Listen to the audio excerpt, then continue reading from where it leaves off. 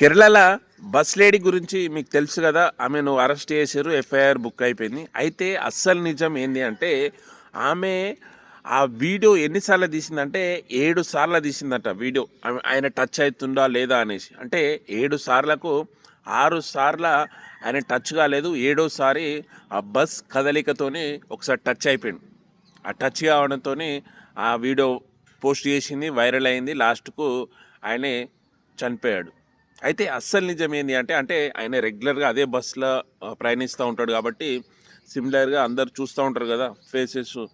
అంటే రెగ్యులర్గా చూస్తుంటారు కాబట్టి అతని గురించి ఎట్లా చెప్పారంటే అతను అక్కడ బస్సులో ప్రయాణిస్తూ ఉంటే ఒక టీనేజ్ అమ్మాయికి పీరియడ్స్ వస్తే ఆయనే అర్థం చేసుకొని అతని దగ్గర ఉన్న పారాసెటమాల్ టాబ్లెట్ ఇచ్చి కూడా ఆ మానవత్వాన్ని చాటుకున్నాడట.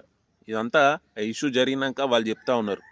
అంత మంచి వ్యక్తి ఈమె ఈమె వీడియో పోస్ట్ పెట్టడంతో ఆయన కుంగిపోయి సూసైడ్ చేసుకొని చనిపోవాల్సి వస్తుంది.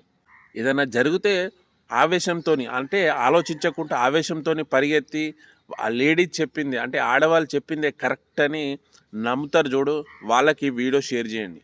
ఏదంటే ఏదైనా ఉంటే అది ఏంది కరెక్టా కాదా అని ఒకసారి ఆలోచించాలి. ఆ ఆలోచించలేకనే ఈ దీపక్ అనే వ్యక్తి ఆ వీడియో పోస్ట్ చేయడంతో వైరల్ కావడంతో ఆయన ఆత్మహత్య చేసుకోవడం జరిగింది. అంటే చెయ్యని తప్పుకు కూడా తన మీద నింద పడ్డది కాబట్టి ఆయన నామూష్ ఫీల్ అయిపోయి ఆయన చనిపోయాడు.